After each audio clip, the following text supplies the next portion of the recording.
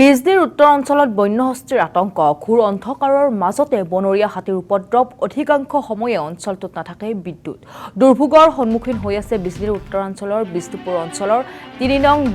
দলইংজাৰ গাঁৱৰ বাসিন্দা সুচিত্ৰা বৰ্মনৰ বাসগৃহত উপদ্ৰৱ বন্যহস্তীৰ ৰান্ধনী গৃহৰ বেৰ ভাঙি লণ্ডভণ্ড কৰে বনৰীয়া হাতীয়ে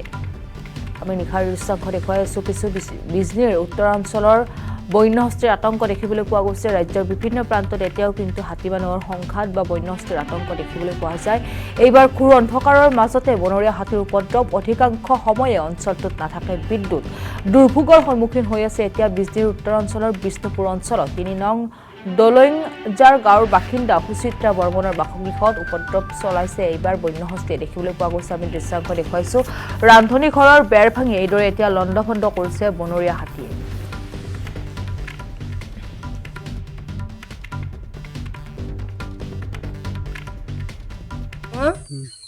যখন যে আমি বাইরে বেরিয়েছিলাম বাইরে দেখি যে হাতিয়ে মানে ঘর ভাঙতেছে বাসন টাসন শব্দ হয়েছে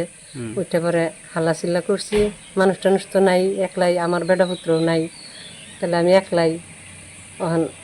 হাল্লা চিল্লা করছি তখন হাতি উঠে নাইছে উঠে নেওয়ার পরে ভয় পেয়ে আমি ঘরে ঢুকে গেছি গা কয়টা ঘর ভাঙছে 2টা কি ঘর একটা পাকঘর আর একটা থাকা ঘর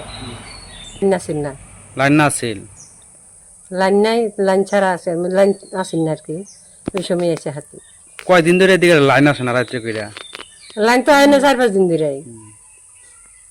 আর যখন হাতি আসছিল লাইনও আছিল না না পরে